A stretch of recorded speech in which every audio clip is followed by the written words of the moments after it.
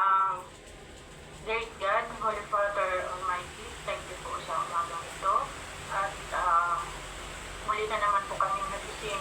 Thank you for the new life. Thank you po sa naman ito po ay malaking biyaya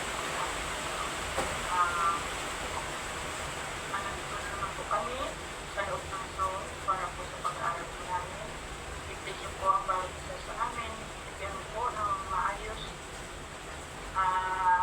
at malinaw na kondisyon po ang aming pagkakas sa pagkakas at sa pag-aaral namin.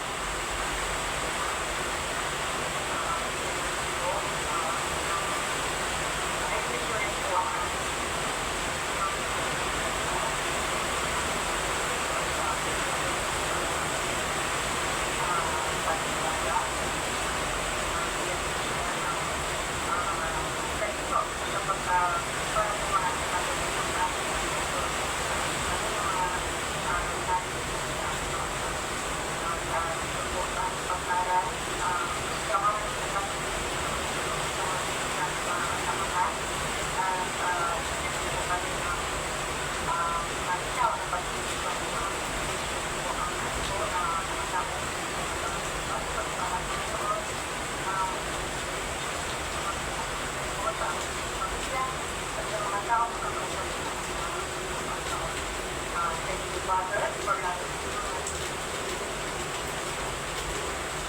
Amen, amen.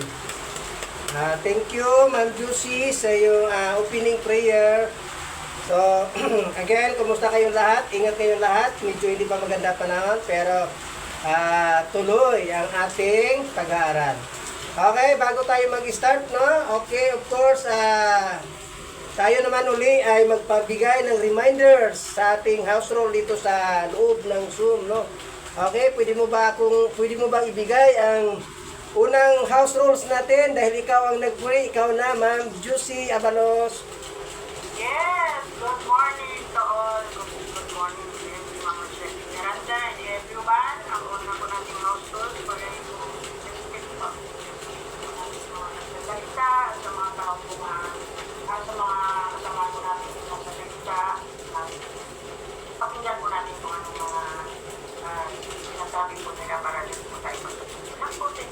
Okay, palakpakan natin si Ma'am Juicy. Thank you sa iyong reminder sa amin, Ma'am Juicy. Okay, pabigay naman ng second house rules natin, no? Ma'am Wilma. Yes, good morning. Good morning po sa inyong lahat. Good morning, GM Rochelle. Ang pangalawang house rules ay share. Share natin kung ano yung mga natutunan natin para malaman ng iba at i-apply lang po. Yun lang po. Thank you. Thank you. Palakpakan natin si Ma'am Wilma. Salamat sa iyong reminder sa amin, no? So, house rule number 3, pwede mo bang ibigay sa amin, Ma'am Evelyn? Good morning po, Sir Pat. I honor you. Good morning, everyone. Good morning, dear Rochelle. Ang rule number 2 po natin ay 100% cooperation and participation. Dapat po talaga tayo ay nakatingin lang, nakafocus lang po tayo at dapat talaga na 120 participation para po tayo matuto at makinig lang. And I thank you. Okay, thank you. Palakpakan natin si Ma'am Evelyn. Thank you sa iyong reminder sa amin. Okay, pwede mo bang ibigay sa amin ang house rule number 4, Ma'am Pastura? Good morning to everyone. Good morning to our gender Rochelle. I honor you, set every part, our house rule Sa ibang bansa para magkaroon din ako ng maraming order. Yun lang po, thank you. Okay, wow! Grabe, palakpakan natin si Ma'am Sheila. No, ang galing kasi while nagsalita siya, naka-smile pa siya talaga. No, ganyan ang excited talaga. Then, mayroon pa siyang ginogrowth na ibang bansa. Oh, talaga. Antayin namin yan, Ma'am Sheila talaga. Soon to be, EDC SQLPL. Okay, another one. Excited. Another one. Hey, hey, hey. Okay, go ahead, Pastora. Good morning! So, mag-share na po ako ng wins. Kasi exit ako na early.